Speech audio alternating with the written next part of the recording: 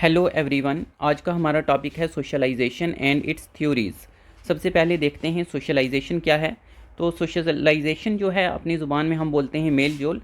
तो ये एक ऐसा प्रोसेस है जहाँ पर हम सीखते हैं कि किस तरह से दूसरों के साथ जो है हम इंटरेक्ट करें, कम्युनिकेट करें और जो सोसाइटी है उसका जो है मेंबर बन सकते हैं। यानी इसमें प्रोसेस में क्या होगा कि हम क्या करेंगे कि कुछ वैल्यूज़ जो है वो एक्वायर करेंगे, नॉर्म्स यानी जो प्रिंसिपल्स हैं, असूल हैं। क्योंकि अगर हम बात करें किसी भी ग्रुप की यानी सोसाइटी में जहाँ पर हम रह रहे हैं तो एक डिफरेंट कल्चर होगा। तो उस गिवन कल्चर के अंदर कुछ बिहेवियर्स एक्सपेक्टेड होंगे कि ये बिहेवियर्स हैं जिनके मुताबिक हमें जो ज़िंदगी है वो वहाँ पर गुजारनी है।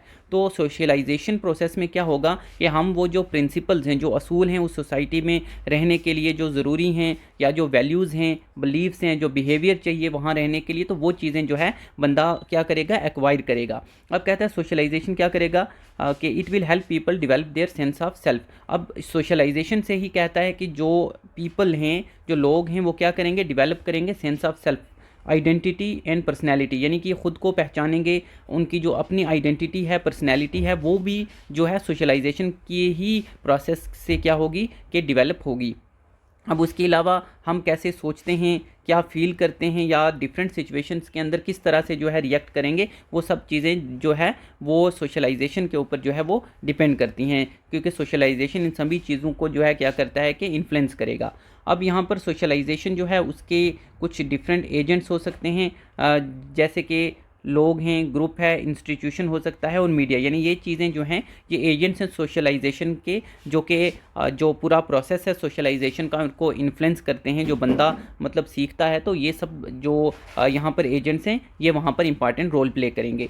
यहाँ पर सोशलाइजेशन की डिफरेंट डेफिनेशंस हैं। अभी हमें जो है सभी डेफिनेशंस को याद करने की तो ज़रूरत नहीं है, बट ये है कि मे भी एग्ज़ाम के अंदर पूछा जाए कौन सी डेफिनेशन किसने दी थी, तो आप उस हिसाब से थोड़ा सा देख सकते हैं। वरना जैसे हमने ऊपर जो है समझा कि सोशलाइजेशन क्या है, वही बात यहाँ पर भी की गई है। जैसे बोगार्डिस कहते हैं कि ये क्या है, प्रोसेस जहाँ पर सब क्या करते हैं कि मिल करके काम करेंगे और ग्रुप रिस्पॉन्सिबिलिटी जो है उसको डिवेलप करेंगे। ओकबर्न ने कहा कि सोशलाइजेशन वो प्रोसेस है जहाँ इंडिविजुअल क्या करेगा कि सीखेगा कि किस तरह से जो सोसाइटी के जो नॉर्म्स हैं, यानी जो प्रिंसिपल या असूल हैं, उनके मुताबिक जो है वो क्या करे कि रहे। यानी कि जो सोसाइटी के अंदर जो असूल हैं उनके मुताबिक वो किस तरह से एडहायर करे, कन्फर्म करे, वहाँ पर उनके मुताबिक जो है अपने उन स्टैंडर्ड के मुताबिक जो है अपने लाइफ को जो है स्पेंड करे। तो ओकबोर्न ने इस तरह से जो है डिफ़ाइन किया है। इसी तरह से जो पीटर वोर्सले है वो कहते हैं कि ये प्रोसेस है ट्रांसमिशन ऑफ कल्चर, जहाँ पर जो कल्चर है वो ट्रांसमिट होगा, यानी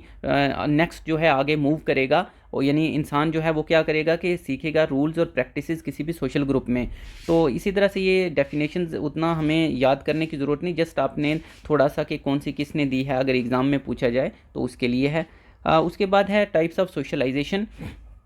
यहाँ पर एक बुक है सोशियोलॉजी, जो कि एन रॉबर्टसन ने लिखी है, और उस बुक के अंदर वो क्या करते हैं कि 4 टाइप सोशलाइजेशन की जो है उनको बताते हैं। तो कौन सी 4 टाइप हैं? पहली है प्राइमरी सोशलाइजेशन, जो सबसे बेसिक टाइप है। यहाँ पर क्या होगा कि जो इंडिविजुअल का जो अर्ली पीरियड है उस पीरियड के अंदर जो है ये सोशलाइजेशन होगी। तो जो अर्ली ईयर्स हैं लाइफ के ऑफ न्यू बॉर्न बच्चे की जो अर्ली एज है तब जो सोशलाइजेशन होगी उसको प्राइमरी सोशलाइजेशन जो है बोलेंगे। और ये कहाँ पर कंसंट्रेट कर रही है, बोल रहा है कि टीचिंग ऑफ लैंग्वेज, यानी इसमें क्या होगा कि टीचिंग ऑफ लैंग्वेज, बच्चा जो है वो लैंग्वेज को सीखेगा, कॉग्निटिव स्किल्स जो है वो सीखेगा। उसके अलावा कहता है कि जो internalisation of cultural norms and values, जो कल्चरल नॉर्म्स हैं यानी जो असूल हैं उसके कल्चर में जहाँ वो रह रहा है, और जो वैल्यूज़ हैं वो क्या करेगा, वो इंटरनलाइज करेगा। इंटरनलाइजेशन का मतलब हो गया यानी उसकी पर्सनैलिटी का हिस्सा बन जाना। उसके अलावा कहता है कि इमोशनल टाइज जो है वो इस्टेब्लिश होंगी इस टाइम के अंदर। तो उसके बाद कहता है कि सबसे इम्पॉर्टेंट यहाँ पर एस्पेक्ट क्या है, इंटरनलाइजेशन ऑफ नॉर्म्स। वही अभी हमने कहा इंटरनलाइजेशन ऑफ नॉर्म्स का मतलब क्या हुआ, प्रोसेस जहाँ पर जो नॉर्म्स हैं सोसाइटी के वो बंदा जो है उसकी पर्सनैलिटी का जो है वो एक पार्ट बन जाता है। तो यानी ये स्टार्टिंग वाला पार्ट होगा। देन आता है एंटीसिपेटरी सोशलाइजेशन। कहता है यहाँ पर men may also learn the culture of group to which they do not belong, यानी जो दूसरे का कल्चर है उसके बारे में भी यहाँ पर जो है जो इंडिविजुअल है वो सीखेगा। और such a process where by कहता है वो प्रोसेस जहाँ पर क्या होगा कि man socialize themselves into culture of group with the anticipation of joining that group, यानी जिस ग्रुप का वो हिस्सा नहीं है वो उस ग्रुप को भी क्या करेगा, ज्वाइन करेगा और उनका भी कल्चर जो है उसको सीखेगा, तो उसी को कहा गया है एंटिसिपेटरी सोशलाइजेशन। थर्ड टाइप है डेवलपमेंटल सोशलाइजेशन, कहता है कि ये बिल्ड करती है on already acquired skills and knowledge, यानी जो स्किल्स और नॉलेज है वो ऑलरेडी एडल्ट के पास होगी। अब वो यहाँ पर क्या कहता है कि कैसे सीखेगा, वो नई सिचुएशंस के थ्रू, यानी कि मैरिज या न्यू जॉब, यानी डेवलपमेंटल सोशलाइजेशन वो हो गई कि वो सोशलाइजेशन जो कि वो किस तरह से सीख रहा है थ्रू न्यू सिचुएशन, जैसे कि मान लो शादी की एग्जांपल यहाँ दी गई है, या न्यू जॉब, किसी ने नई जॉब मान लो एक्वायर की है, तो वहाँ पर वो क्या करेगा कि उसके थ्रू जो है कुछ चीज़ें सीखेगा सोशलाइजेशन, तो उसको हम बोलेंगे डेवलपमेंटल सोशलाइजेशन। जैसे यहाँ पर कहता है for example you may learn how to be good spouse parent या इम्प्लाई, तो ये सब इसके अंदर आ जाएगा। देन रीसोशलाइजेशन, कहता है रीसोशलाइजेशन क्या हो गया, when you leave when you have to change your old ways of life and learn new ones, यानी पुरानी जो तरीके हैं ज़िंदगी के उनको छोड़ करके आप नए तरीके जब सीखते हो। जैसे कि एग्जांपल दी गई है कि you may learn a new language culture और रिलीजन, मान लो अगर आप जैसे किसी दूसरी कंट्री में चले जाते हो तो वहाँ का आपको जो कल्चर है वो सीखना पड़ेगा, या कोई न्यू लैंग्वेज सीखनी पड़ सकती है, तो ये रीसोशलाइजेशन के अंदर आ जाएगा। उसके अलावा यहाँ पर 3 स्टेजेस आती हैं सोशलाइजेशन प्रोसेस की। प्राइमरी सोशलाइजेशन तो पहली स्टेज होगी जो बर्थ से स्टार्ट होती है, जैसे ऊपर भी हमने बात की थी, तो बर्थ से लेकर के ये अर्ली चाइल्डहुड तक होगी, जहाँ पर हमने कहा था कि जो बेसिक वैल्यूज़ हैं वो सीखेगा जो चाइल्ड, और यहाँ पर मेनली जो है अपने पेरेंट्स, सिबलिंग वगैरह या फैमिली मेम्बर्स वो वहाँ से मेनली जो है सीखता है। देन सेकेंडरी सोशलाइजेशन आ जाती है जो चाइल्डहुड से कंटिन्यू करेगी थ्रू एडोलेसेंस एंड एडल्टहुड तक। कहता है इस स्टेज में क्या होगा कि इंडिविजुअल जो कम्प्लेक्स नॉर्म्स वैल्यूज़ वगैरह हैं वो सीखेगा। कहाँ से सीखेगा, यहाँ पर अपने टीचर्स से, या जो उसके पीर्स जो संगी साथी वगैरह हैं उनसे सीखेगा, या सोशल इंस्टीट्यूशन जैसे स्कूल वगैरह हो गया, या रिलीजियस इंस्टीट्यूशन और मीडिया, वहाँ से सीखेगा। और टर्शरी सोशलाइजेशन ये फाइनल स्टेज होगी एडल्टहुड की, जहाँ पर जो वैल्यूज़ वगैरह हैं या जो नॉर्म्स हैं, प्रिंसिपल्स हैं, असूल हैं, वो कहाँ से कहता है कि वो सीखेगा स्पेसिफिक टू देयर प्रोफेशनल और ऑक्यूपेशनल रोल, यानी जहाँ पर वो काम कर रहा है, ऑक्यूपेशनल या प्रोफेशनल रोल है, वहाँ पर जो चीज़ें वो सीखेगा वो टर्शरी के अंदर आ जाएंगी। तो ये 3 स्टेजेस थी। सो नेक्स्ट हम देखेंगे theories of socialization. So next हम देखेंगे थ्योरीज ऑफ सोशलाइजेशन।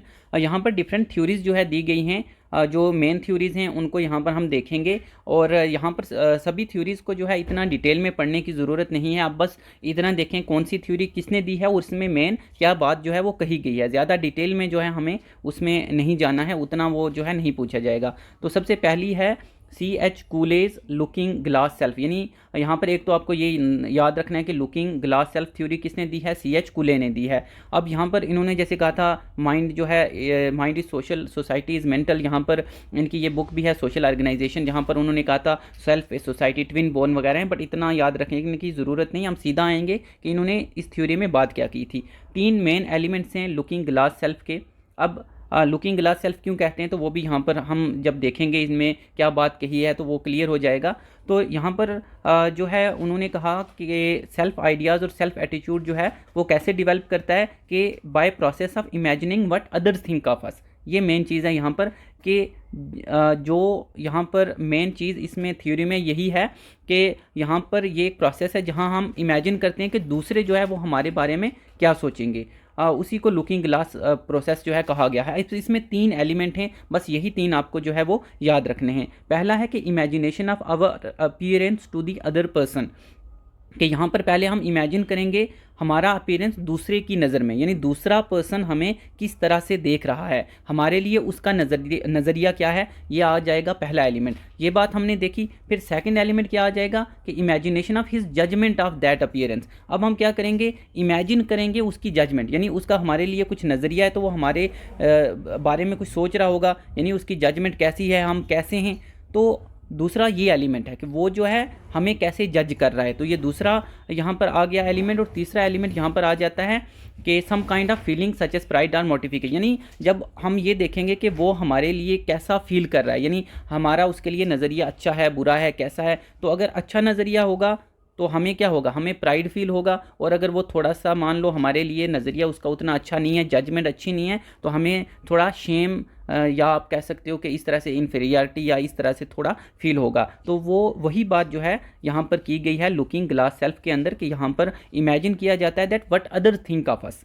तो ये वाली बात बस आपने यहाँ पर याद रखनी है। उसके अलावा यहाँ पर human nature and social order, ये भी C.H. कूले की बुक है, वहाँ पर वो कहते हैं कि इंडिविजुअल डेवलप करता है idea of self through contact with primary group. जैसे प्राइमरी ग्रुप हमने कहा था कौन से थे, प्राइमरी सोशलाइजेशन में हमने कहा था जो मेंबर्स ऑफ फैमिली वगैरह हैं, तो वो प्राइमरी के अंदर आ रहे थे। तो कहता है कि this he does by becoming conscious of their attitude. वहाँ पर कहता है वो क्या करता है, कैसे सीखता है कि वो जो फैमिली मेम्बर्स हैं वो इसके लिए उनका एटीट्यूड कैसा है, यानी कैसा सोच रहे हैं। जैसे यहाँ पर कहता है कि the child gets his conception of his self and later of the kind of person he is by means of what he imagines other take him to be. यानी बच्चा जो है वो भी जब मान लो क्योंकि फैमिली मेम्बर्स उसके साथ कैसे बिहेव कर रहे हैं, तो वहाँ से भी वो सीखता है कि उनका नज़रिया उसके लिए जो है कैसा है। तो उसका जो एटीट्यूड होगा या कंसेप्शन होगी सेल्फ को, अपने आप को लेकर के, वो उस चीज़ के ऊपर कहता है कि वो बेस करती है। जैसे यहाँ पर अगर आप देखें तो कहता है कि the child conceives of himself as better और वर्स इन वेरिंग डिग्रीज। अब यानी बच्चा जो है अपने आप को बेटर के बेहतर है या बुरा है, वो डिफरेंट डिग्रीज़ के ऊपर कहता है कि जो है वो मानेगा, वो जो डिपेंड करता है किस चीज़ के ऊपर, कि एटीट्यूड कैसा होगा जो उसके फैमिली मेम्बर्स हैं उनका टुवर्ड्स हिम, उसकी तरफ। अब कहता है कि मान लो यहाँ पर जैसे एग्जाम्पल के साथ कहा गया है कि a child called angel by his mother gets a notion of himself which differs from that of child called rascal. कहता है कि मान लो अगर किसी बच्चे को माँ जो है वो बोल रही है एंजल, तो उसको जो नोशन मिलेगी वो डिफरेंट होगी फ्राम दैट। अगर मान लो किसी बच्चे को माँ जो है वो रास्कल अगर बोल रही है, तो दोनों में जो उनको नोशन मिलेगी वो डिफरेंट मिलेगी। यानी अब दोनों जो हैं वो उनका जो एटीट्यूड होगा या उनकी जो सेल्फ को लेकर के कंसेप्शन आएगी वो डिफरेंट आएगी। क्योंकि माँ जो है अगर एक एंजल बोल रही है तो उसमें डिफरेंट होगा, अगर रास्कल बोल रही है तो उसमें नेगेटिव वाला जो है जजमेंट वो उस तरह से आएगा। तो बस सिंपल इतना बस आपने यहाँ पर याद रखना है।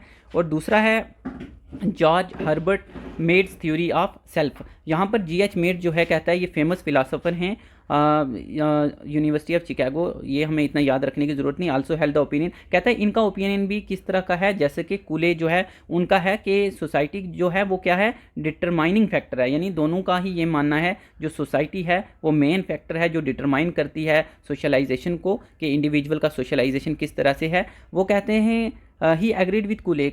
तो जो मीड हैं वो भी जो है एग्री करते हैं कूले के साथ कि सेल्फ इज़ सोशल। अब कहते हैं कि उन्होंने क्या कहा मीड ने, कि the individual largely through interaction becomes aware of himself. यानी यहाँ पर भी वो सेल्फ की बात की कि सेल्फ जो है सोशल है, कि इंडिविजुअल अपने आप के बारे में कैसे जानेगा, कैसे अवेयर होगा अपने बारे में, that is through the interaction के थ्रू, यानी सोशलाइजेशन के थ्रू। तो यहाँ पर जो उन्होंने टर्म यूज़ की है वो की है रोल प्ले की। ये आप इंपॉर्टेंट है, आप याद रखेंगे।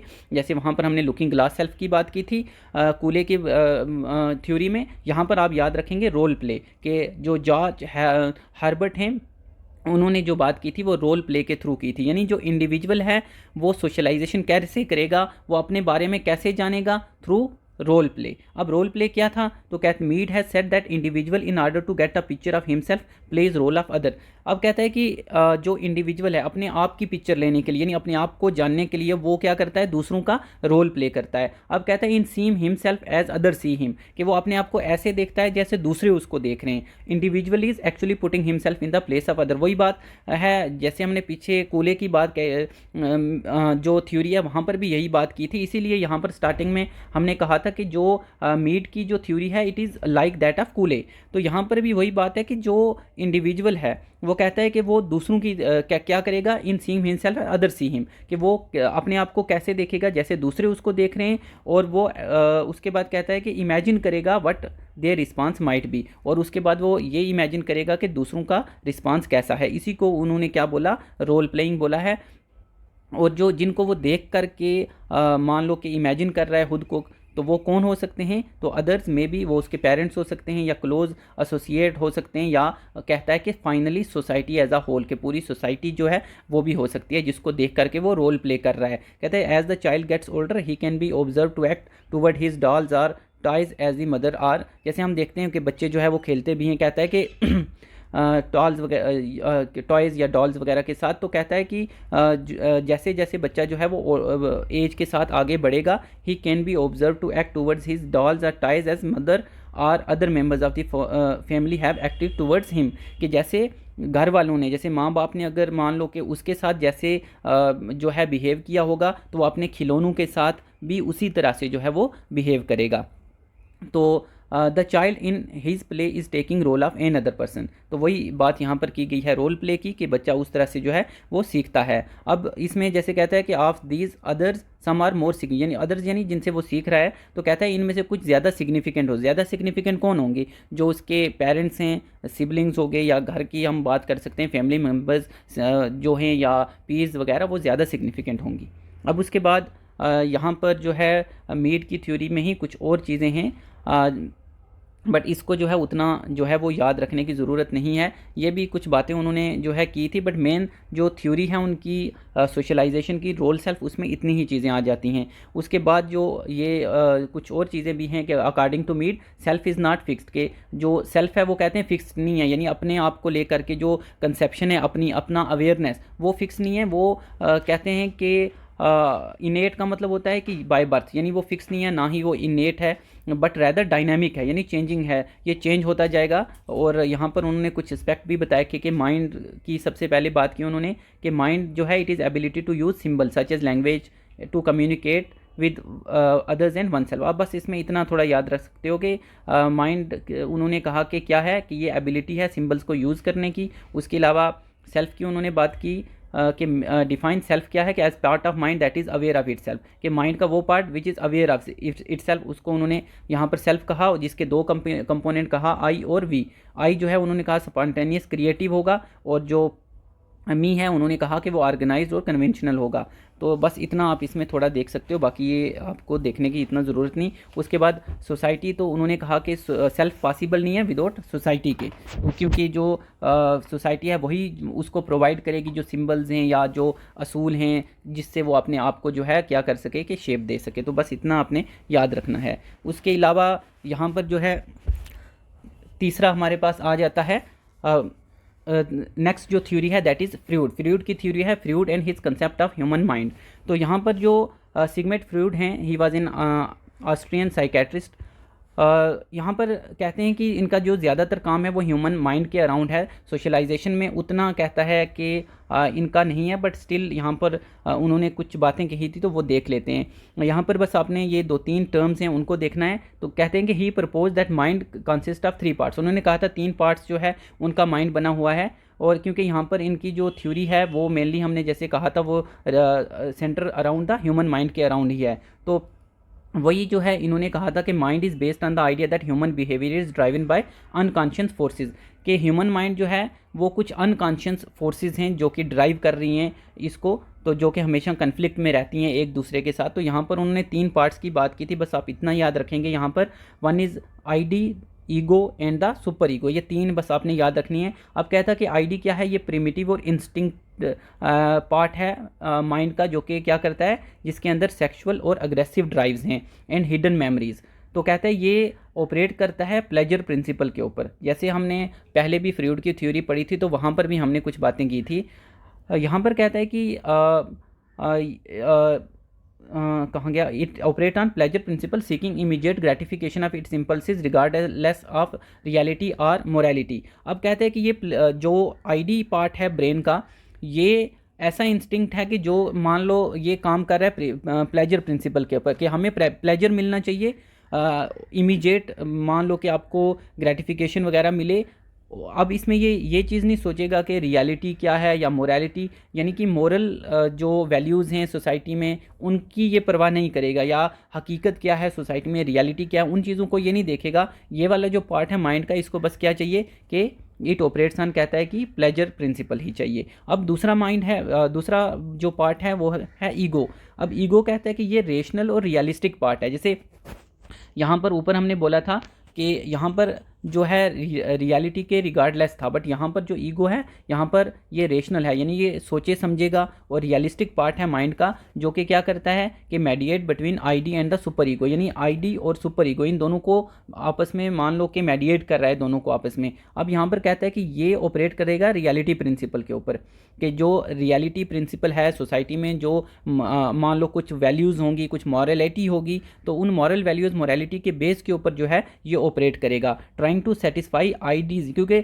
यहाँ पर हमने कहा था आईडी जो है वो क्या है, प्लेजर प्रिंसिपल के ऊपर है, तो उसके डिज़ायर्स होंगे कुछ, तो कहते हैं कि ये आईडी के वही डिज़ायर जो है वो पूरे करेगा जो कि क्या होंगे, रियलिस्टिक होंगे और सोशली एक्सेप्टेबल होंगे, यानी मोरली एक्सेप्टेबल हैं वो चीज़ें, तो सिर्फ उन्हीं को ही ईगो जो है वो क्या करेगा, वो पूरा करेगा। उसके बाद सुपर ईगो कहता है कि ये क्या है कि मोरल एंड आइडियलिस्टिक पार्ट है माइंड का, जो रिप्रेजेंट करता है इंटरनलाइज्ड वैल्यूज़ और स्टैंडर्ड ऑफ सोसाइटी, यानी जो सोसाइटी के स्टैंडर्ड्स हैं, जो असूल हैं सोसाइटी के, उनको ये रिप्रेजेंट कर रहा है, और जो वैल्यूज़ जो है इसने इंटरनलाइज की हैं, यानी सोसाइटी जो है वहाँ से उसने सीखी हैं, अपनी पर्सनैलिटी के अंदर लाई हैं। तो ये जो है पूरा काम करता है किस तरह से, मोरालिटी प्रिंसिपल के ऊपर, judging the ego's action and imposing guilt shame or pride. जैसे यहाँ पर भी हमने कहा था कि जो ईगो है वो इन दोनों के बीच में जो है मेडिएटर का काम कर रहा है कौन, ईगो, किसके बीच में, आईडी और सुपर ईगो के बीच में। आईडी जो है वो पूरी तरह से आप कह सकते हो कि इरेशनल है, जस्ट प्लेजर प्रिंसिपल के ऊपर काम कर रहा है, जबकि सुपर ईगो जो है वो जो इंटरनलाइज्ड वैल्यूज़ हैं जो उसने सोसाइटी से जो है सीखा है आप कह सकते हो, या सोसाइटी के जो असूल हैं, स्टैंडर्ड्स हैं, कायदे हैं, उनके ऊपर ही जो है ये जो है काम करेगा सुपर ईगो। बट जो ईगो है वो क्या करेगा, वो दोनों को मेडिएट कर रहा है, तो यहाँ पर वो क्या करेगा कि प्लेजर प्रिंसिपल, यानी जो आईडी के जो डिज़ायर्स हैं उनको भी फुलफ़िल करेगा, और दूसरी तरफ जो सोसाइटी बट वो फुलफ़िल कैसे करेगा, जो सोसाइटी के अंदर सोशली एक्सेप्टेबल तरीका होगा, जो मॉरल वैल्यूज़ हैं, जो रियलिस्टिक वे है, उसके बेस के ऊपर करेगा। तो बस ये है सबसे यहाँ पर इम्पॉर्टेंट जो है, कहते हैं एनालिसिस में ह्यूमन माइंड कंसेप्ट किसका है, सुपर ईगो का।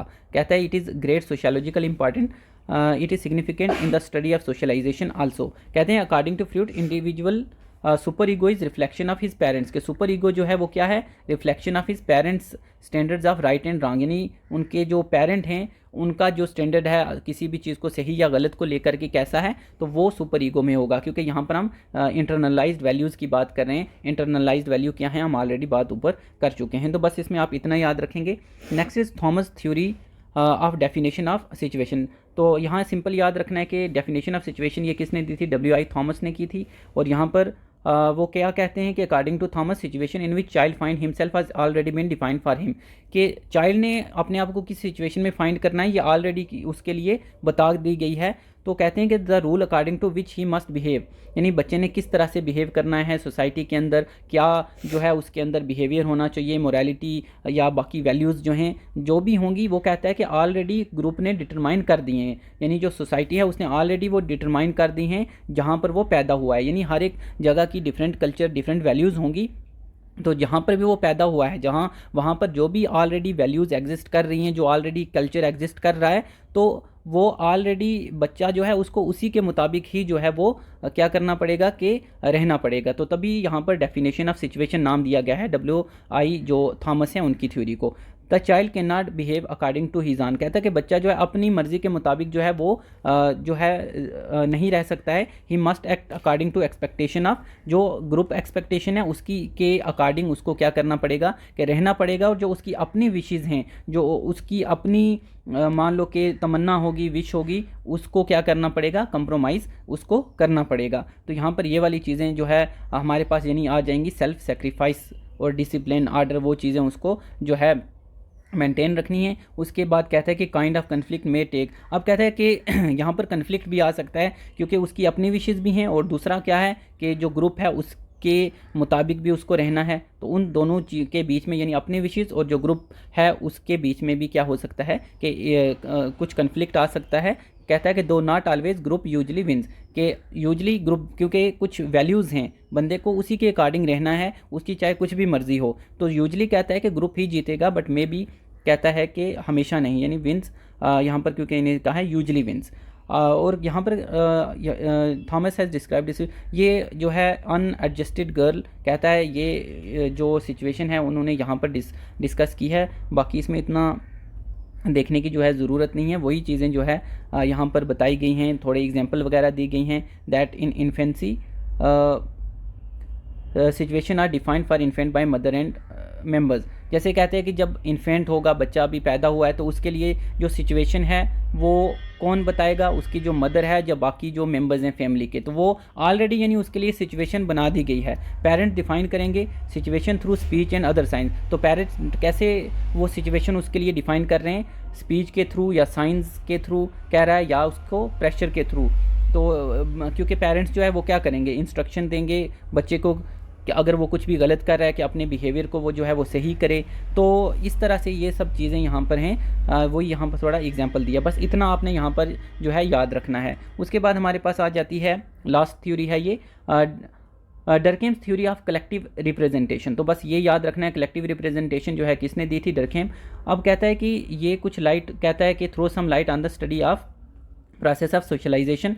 ये भी सोशलाइजेशन के प्रोसेस के ऊपर कुछ हमें बताती है। क्या बताती है, has asserted that individual become socialized by adapting behavior of his group। ये कहते हैं कि इंडिविजुअल जो है वो कैसे जो है वो सोशलाइज होता है, तो ये कहते हैं कैसे, by adapting behaviour of his group, के जो इसका जो ग्रुप है उसका जो बिहेवियर ये उसको अडाप्ट करेगा। तो कलेक्टिव रिप्रेजेंटेशन के थ्रू क्या मतलब हुआ, कलेक्टिव रिप्रेजेंटेशन का तो कहते हैं कि he mean the body of experiences, ideas and ideals of a group upon which the individual unconsciously depends for his ideas, attitude and behavior। यानी ये जो पूरा प्रोसेस है कहता है अनकॉन्शियसली, यानी इंडिविजुअल जो है अनकॉन्शियसली डिपेंड कर रहा है किसके ऊपर, कि जहाँ वो रह रहा है ग्रुप में, तो वहाँ पर जो ग्रुप के अंदर जो आइडियाज़ हैं, जहाँ फिर जो वहाँ पर एक्सपीरियंसेस वो कर रहा है, तो वहीं से वो क्या करेगा कि अनकॉन्शियसली जो है वो वहाँ से सीखता जाएगा। तो वही क्या है, कलेक्टिव रिप्रेजेंटेशन है। तो to Durkheim collective representation are objects of factors of social value, के जैसे सोशल वैल्यूज़ जो है वो हम जैसे ऊपर भी हमने बात की थी, तो वो वहाँ से जो है लेगा, सीखेगा। तो यहाँ पर ये जो चीज़ है यहाँ पर आ जाती है। उसके अलावा यहाँ पर डरखेम ये बात भी कहते हैं कि individual mend his ways in according to, individual क्या करेगा, मेंट करेगा, चेंज करेगा अपने वेज को, अपने तरीक़ों को, किस तरह से, accordance with the group standard, group standard के हिसाब से। जैसे हमने कहा कि वो वहीं से सीख रहा है सभी चीज़ें, तो ग्रुप का जैसा स्टैंडर्ड होगा, जैसे ग्रुप के असूल होंगे, उसी तरीके से वो अपने जो तरीके हैं उनको भी क्या करेगा, चेंज करेगा। Accumulated group experience provide individual necessary guidance in learning the appropriate behaviour. अब कहता है कि एक्यूमुलेटेड ग्रुप एक्सपीरियंस, जो पूरा उसने जो है ये एक्सपीरियंस किया है, एक्यूमुलेटेड यानी पूरा इकट्ठा जितना भी उसने जो है डिफरेंट जगह से सीखा है, एक्सपीरियंस किया है पूरा सोशलाइजेशन के थ्रू।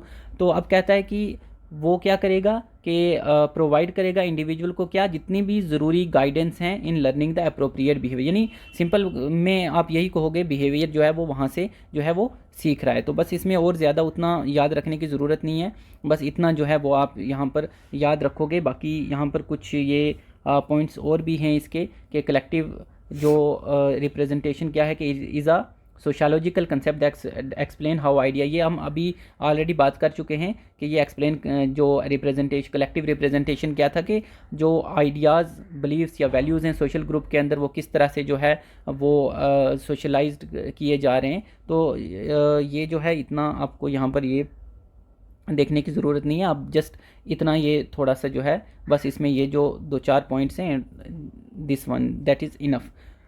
सो ये कुछ थ्योरीज़ थी जो मेन थ्योरीज़ थी सोशलाइजेशन की, ज़्यादा डिटेल में देखने की ज़रूरत नहीं है, जस्ट कौन सी किसने दी और उसमें क्या पॉइंट उसने जो है वो डिस्कस किए हैं 2-3, तो वो आप थोड़ा सा यहाँ पर जो है वो देख लेंगे।